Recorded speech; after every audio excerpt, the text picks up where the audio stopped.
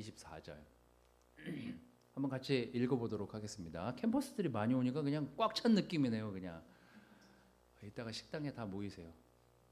밥을 제가 사는 걸로 하고 돈은 찬동이가 내는 걸로. 저 캠퍼스 담당 아니에요? 얼떨결에. 아니 농담이에요. 일단 식당으로 모이세요. 자, 같이 읽도록 하겠습니다. 자, 시작. 명절이 중간에 접어들었을 즈음에 예수께서 성전에 올라가서 가르치셨다. 유대 사람들이 놀라서 말하였다. 이 사람은 배우지도 않았는데 어떻게 저런 학식을 갖추었을까? 예수께서 그들에게 대답하셨다. 나의 가르침은 내 것이 아니라 나를 보내신 분의 것이다. 하나님의 뜻을 따르려는 사람은 누구든지 이 가르침이 하나님에게서 난 것인지 내가 내 마음대로 말하는 것인지를 알 것이다. 자기 마음대로 말하는 사람은 자기의 영광을 구하지만 자기를 보내신 분의 영광을 구하는 사람은 진실하며 그 사람 속에는 불의가 없다. 모세가 너희에게 율법을 주지 않았느냐? 그런데 너희 가운데 그 율법을 지키는 사람은 한 사람도 없다. 어찌하여 너희가 나를 죽이려고 하느냐? 대답하였다. 당신은 귀신이 들렸소.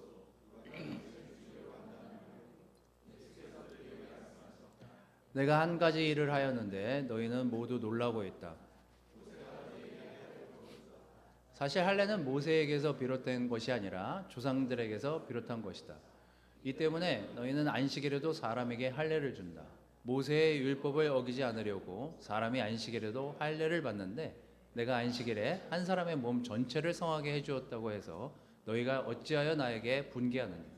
겉모양으로 심판하지 말고 공정한 심판을 내려라. 제가 지난 2주 동안 캠퍼스들하고 같이 미팅을 하느라고 레슨을 좀 하느라고 제가 이제 여러 가지 이제 좀 그 1월 달에 아침에 이제 큐티 모임을 하고 나면 이제 시간이 좀 남으니까 이런저런 좀 책을 좀 몇 권을 좀 보게 됐습니다. 거기 잘못 그 제가 배달받은 책도 있어가지고 그 책들을 보게 되는데 AI에 관련된 책들도 있어요. 이게 종교와 AI, 그다음에 이제 뭐 기독교의 미래와 뭐 AI에 관련된 이런 좀 책들이었는데 굉장히 좀 도움이 좀 많이 됐습니다. 그래서 이제 캠퍼스들한테 레슨을 하고 또 여러분들한테도 어떤 부분 도움이 될 것 같아서 뭐 언젠가 한 번은 정리해서 하겠지만 거기 나오는 중요한 내용들 중에 포인트는 뭐냐면 마음이 되게 중요한 시대가 됐다라는 거예요. 어떤 사람은 자기의 마음이 자기가 지금 왜 화가 나는지, 왜 저 사람에 대한 미운 감정이 드는지, 왜 저 사람에 대해서 내가 분개하는지 이런 것들을 잘 모르고 대답 못하는 사람도 있고 표현 못하는 사람들도 있어요. 근데 이제 되게 질문이 중요한 시대가 됐다라고 얘기하거든요. 우리가 어떤 질문을 고급스럽게 하느냐에 따라서 AI가 답하는 내용이 달라지거든요. 그래서 우리가 좋은 질문을 하기 위해서 좋은 질문을 할 수 있는 양식을 우리가 갖추어야 되는데 그게 뭘까에 대한 내용들이 뭐 거기 책에 나오는 대부분의 내용들이었습니다. 하지만 이제 거기서 얘기하는 가장 중요한 포인트는 내가 내 마음에 있는 것들을 상대에게 정확하게 잘 표현하고 얘기할 수 있는가에 대한 이야기들이 주류를 좀 이루더라고요. 이게 굉장히 쉬운 것 같지만 굉장히 어렵습니다. 우리가 그렇게 훈련되지 않았기 때문이에요. 그래서 오늘 이 말씀은 여러분들하고 저하고 명절에 가족들하고 시간 보낼 때 좀 어떤 생각을 가지고 좀 가족들하고 시간을 보내면 좋을까에 대한 이야기를 좀 하려고 합니다. 우연찮게 오늘 이 큐티에 나오는 이 내용 그 구절 본문 내용이 예수님도 명절 중간쯤에 자기가 맞닥뜨린 사람들하고 나누는 이야기로 시작됩니다. 근데 이 명절은 초막절이에요. 초막절은 이스라엘 백성들이 광야로 나와서 그냥 험한 곳에서 먹고 자고 하면서 천막을 쳤던 그때를 기억하면서 이 초막절을 지냈다고 해요.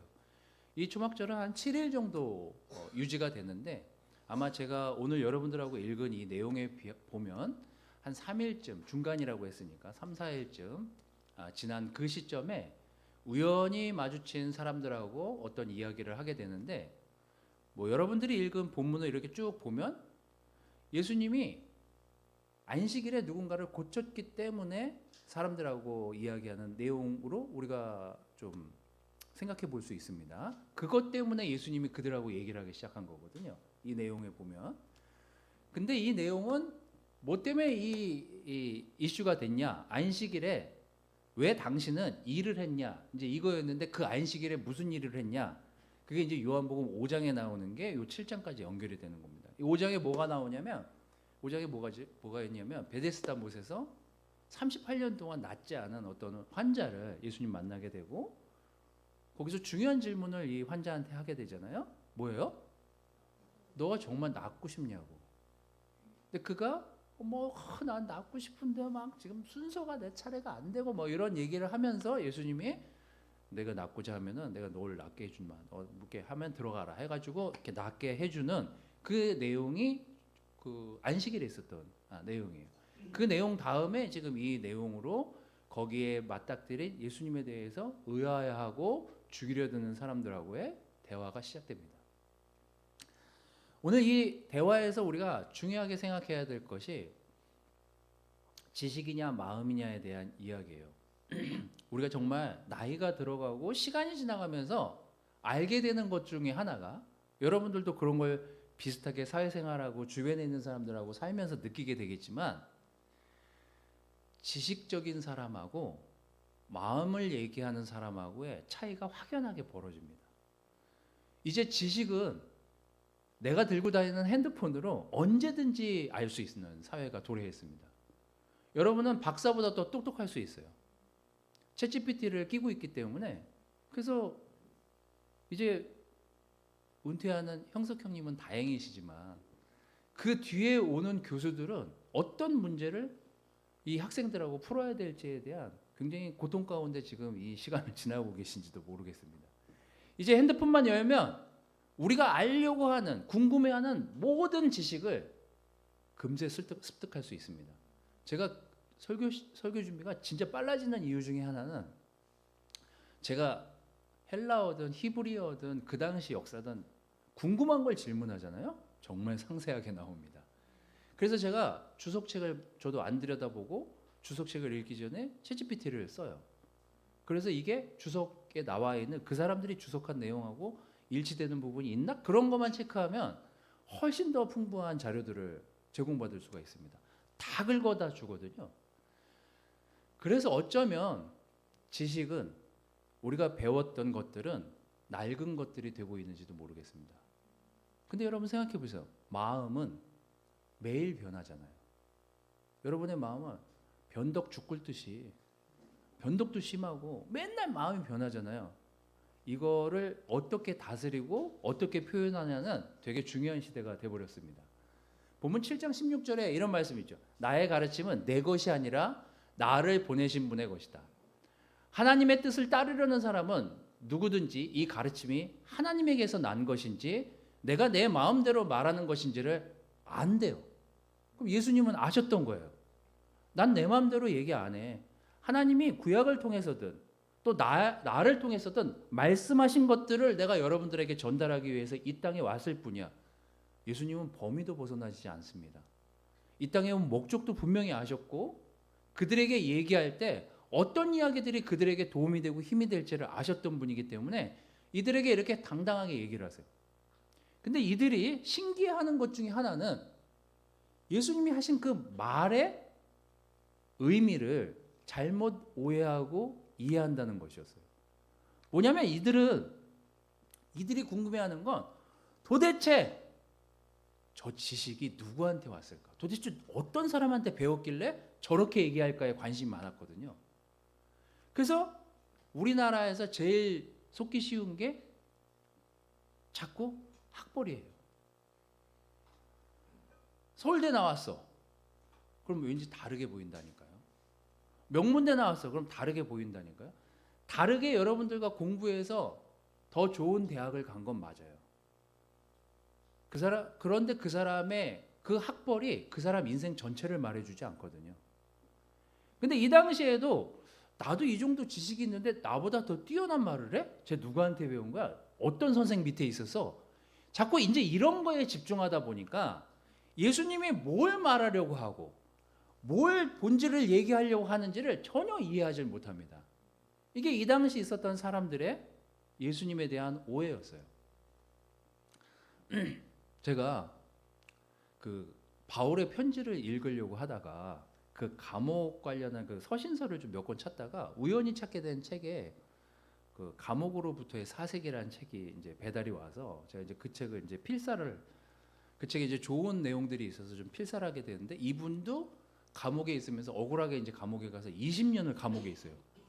교수로 있다가 이제 빨갱이로 이제 몰리면서 20년 동안 감옥에 있다가 20년 만에 출소를 하세요. 이제 이분이 쓴 책인데, 그분도 그 감옥에서 어떤 책을 읽었는데 인디안에 관련된 책이었어요. 근데 저도 되게 인상적이어서 이거를 필사해가지고 가지고 있다가 이제 레슨할 때 한번 여러분들한테 읽어드리려고 내용을 가져왔습니다. 이분이 되게 인상 깊게 읽었다고 하면서 어느 인디언이 자기네 그 땅을 빼앗기면서 미국 정부에 보낸 글이래요. 여러분 한번 그냥 들어보십시오. 이 인디언이 이렇게 편지를 씁니다. 당신 백인들은 어떻게 하늘을 땅의 체온으로 매매할 수 있습니까? 우리가 땅을 팔지 않겠다면 당신들은 총을 가지고 올 것입니다. 그러나 신선한 공기와 반짝이는 물은 사실 우리의 소유가 아닙니다. 땅으로부터 자기들이 필요하다면 무엇이나 가져가 버리는 백인들은 땅에 대한 이방인입니다. 당신네 도시의 모습은 우리 인디언의 눈을 아프게 합니다. 너무 자연을 사랑하는 마음이 느껴지지 않습니까? 그리고 백인들이 뭘 하려고 하는지에 대한 느낌이 확 오잖아요. 그래서 제가 캠퍼스들한테 얘기한 게 책을 많이 봐라. 그게 단편이든 시든 뭐든 자꾸 우리가 무언가를 느낄 수 있는 감정의 그 풍부함들을 경험하다 보면 정말 누군가한테 어떤 질문을 고급지게 던질 수 있다. 그래서 여러분, 좋은 질문은 좋은 학습이 아니라 좋은 선한 책들과 좋은 그 책들을 읽음으로써 우리의 마음을 풍족하게 할 수 있다는 거예요. 그래서 저는 여러분들이 그때 제가 캠퍼스들한테는 성경을 좀 깊게 읽고 그것들을 토론하는 게 도움이 많이 된다라고 했지만, 여러분 다 가만 생각해 보십시오. 제가 크리스찬 되고 나서 도움이 많이 됐던 건 사실 글짓기입니다. 크리스찬 되고 나서 글짓기를 했어요. 엽서를 썼거든요. 매주 엽서를 데이트하면은 그때 당시에는 그걸 좀 쓰라고 해가지고 엽서를 썼는데 처음에는 되게 힘들었거든요. 한 5줄 채우는 것도. 근데 점점 쓰다 보니까 양인도 늘더라고요. 스킬도 늘고. 이게 다 연습하면 된다니까요.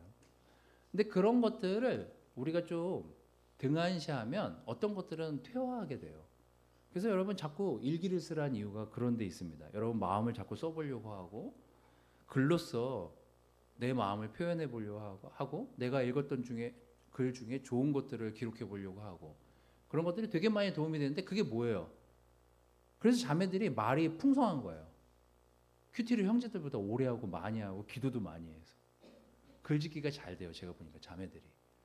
자, 그래서 여러분들이 좀 쓰고 좀 생각해보고 이런 것들을 지속적으로 해야만 여러분 스스로를 채울 수 있어야만 누군가한테 여러분 마음에 대한 얘기를 건강하게 잘 꺼낼 수 있습니다. 또 하나, 자꾸 진실한 것에 여러분의 마음을 가까이 두려고 노력하십시오. 이게 제가 임기응변식으로 세상을 사는 사람들이 이 망하는 세상이 와야 되는데 자꾸 뭘 물어보면 자기가 했던 말을 바꾸고 거짓말을 하고, 이게 통하는 세상에 살다 보니까 마치 그게 될 것처럼 훈련돼 가지고 이 세상으로 나오는 사람들이 있는 게 문제인 것 같아요. 예수님이 그들에게 이렇게 얘기하십니다. 자기 마음대로 말하는 사람은 자기의 영광을 구하지만 보내신 분의 영광을 구하는 사람은 진실하대요. 그 사람 속에는 불의가 없답니다. 저는 이것도 훈련되어져야 된다는 생각이 들어요. 잠깐 나를 속일 수 있지만 영원히 나와 남을 속일 수가 없습니다. 잠깐이에요. 근데 그 잠깐을 모면하기 위해서 어린애와 같은 짓을 합니다. 내가 지금 혼나고 싶지 않아서 그 순간을 모면하기 위해서 거짓말하는 거 우린 알잖아요. 아이들이 순간에 거짓말을 하는 것들을 우리는 느끼잖아요. 우린 그걸 어떻게 느끼죠? 어떻게 느껴요? 어른들은. 제가 거짓말하고 있다는 걸 어떻게 알 수 있어요? 해봤으니까 아는 거예요. 여러분들이 해봤으니까. 그래서 거짓말을 해본 사람이 거짓말을 판명을 잘한다니까요.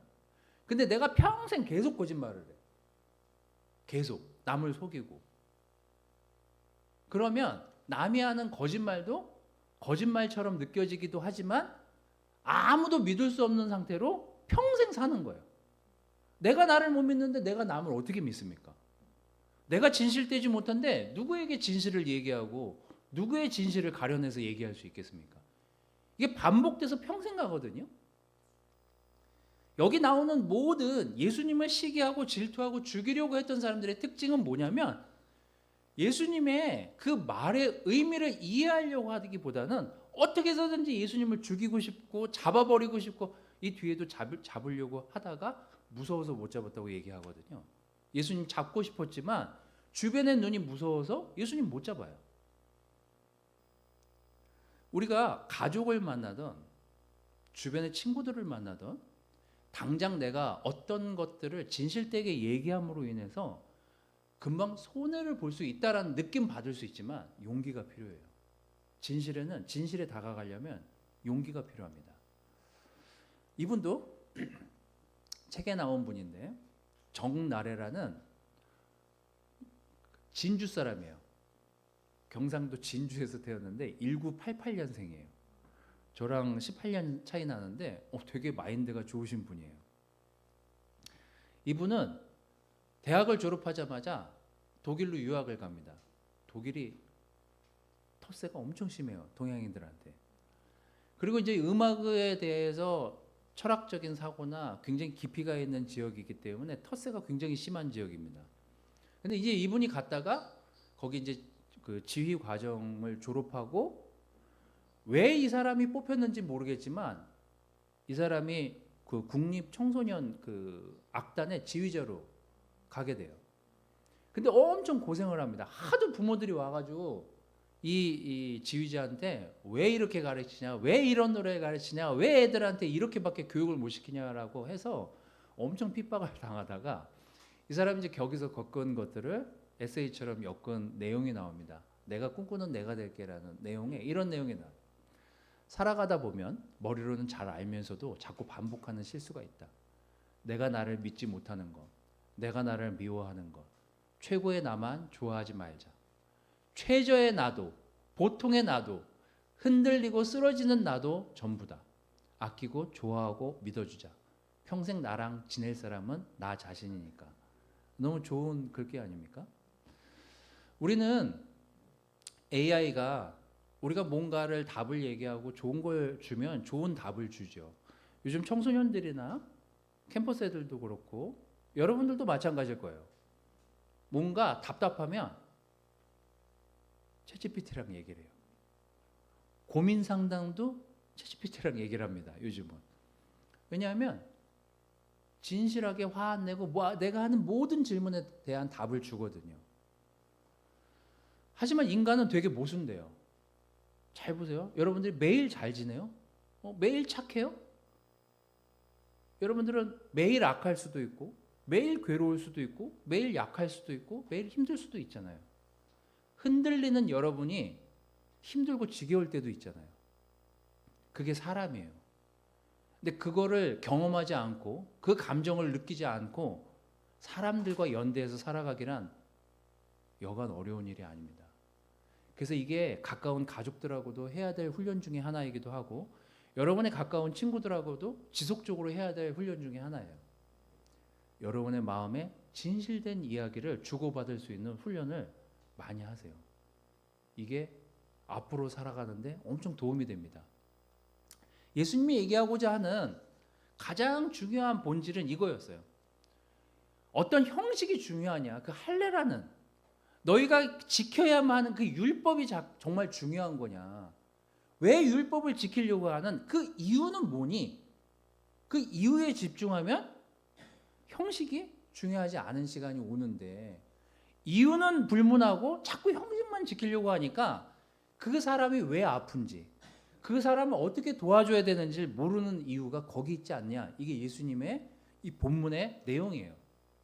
7장 23절, 24절에 이런 말씀이 있죠. 모세의 율법을 어기지 않으려고 사람이 안식일에도 할례를 받는데 내가 안식일에 한 사람의 몸 전체를 성하게 해주었다고 해서 너희가 어떻게 이렇게 나한테 분개할 수 있느냐. 겉모양으로 심판하지 말고 공정한 심판을 내려라. 여러분, 저는 우리 모두에게 주어진 명절이지만 명절에 이런 것들을 여러분들이 해보시면 좋겠어요.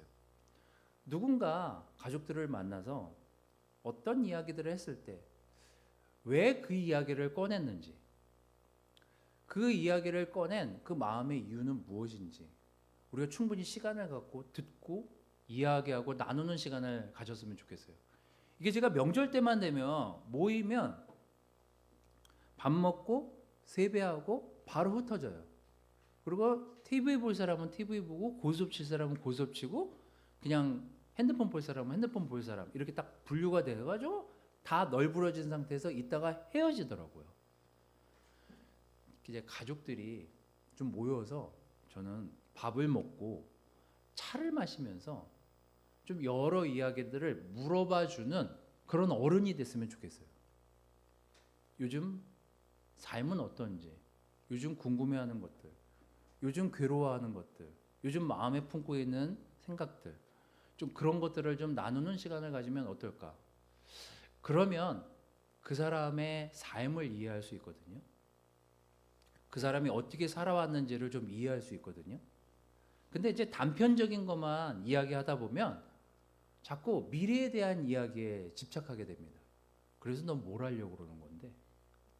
그래서 너 뭐가 될 건데? 너가 지금 그거 하고 있어서 그거 되겠어? 자꾸 이제 부정적인 미래를 얘기하게 돼요, 우리는. 근데 예수님이 얘기하려고 하는 거는 그 사람이 아프다는데, 그 사람이 낫고 싶다는데 그 법이 그렇게 중요한 거야? 너희들이 만든 그 율법은 도대체 누굴 위해 있는 건데? 라고 하면서 본질적인 이야기에 집중하려고 하십니다. 저는 우리가 명절에 모이는 건 당연한 거고 명절에 모여서 세배를 드리고 어른들을 찾아뵙고 하는 건 당연한 일이지만 거기에 우리 모두의 수고가 담겨져 있잖아요. 누군가는 음식을 해오고 누군가는 거기서 음식을 하고 설거지를 하고 물론 시켜 먹는 집들도 많지만 이제는 그러면 누군가에게 고마워, 잘했어, 감사해, 정말 내 대신 수고해줘서 정말 내가 맛있게 먹었어 이러면서 좀 서로에게 마음을 좀 추스릴 수 있는 시간과 이야기가 오고 가는 그런 명절이 됐으면 좋겠다는 생각이 드는데 이것도 쉽지가 않더라고요. 그래서 안 모이는 가족들도 있어요. 하나님을 의식하면서 저는 여러분들이 여러분만의 조용한 시간을 가지시고 가족들하고 좋은 시간을 보내기 바래요. 저는 하나님을 여러분들이 생각하면 어떤 마음이 드는지 제가 여러분 마음에 들어가서 다 이해할 수 없고 확인할 수 없지만 항상 궁금해요. 여러분 마음이. 잠언 21장 2절 3절에 이런 말씀이 있습니다. 사람의 행위는 자기의 눈에는 모두 옳게 보이지만 주님께서는 그 마음을 꿰뚫어 보신대요. 주님께서는 정의와 공평을 지키며 사는 것을 제사를 드리는 일보다 더 반기신대요. 우리가 제사를 드리고 가족들이 모여서 어떤 형식적인 모임을 갖는 건 너무 중요하지만 여러분 마음을 살피고 가족들의 마음을 살피는 그런 따뜻한 명절이 됐으면 좋겠다는 생각이 들었습니다. 저는 이제 명절에 여러분들이 마음을 준비하면서 이런 것들을 좀 준비하고 명절을 좀 지냈으면 하는 바람입니다.